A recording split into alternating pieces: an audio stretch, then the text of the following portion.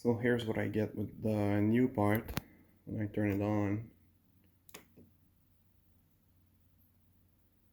Logo lights up, and then the backlight turns on. But that's it. Then I have audio coming out, so I know I'm on the right input, and that my input is indeed pushing audio through the TV. But still only just the backlight is working.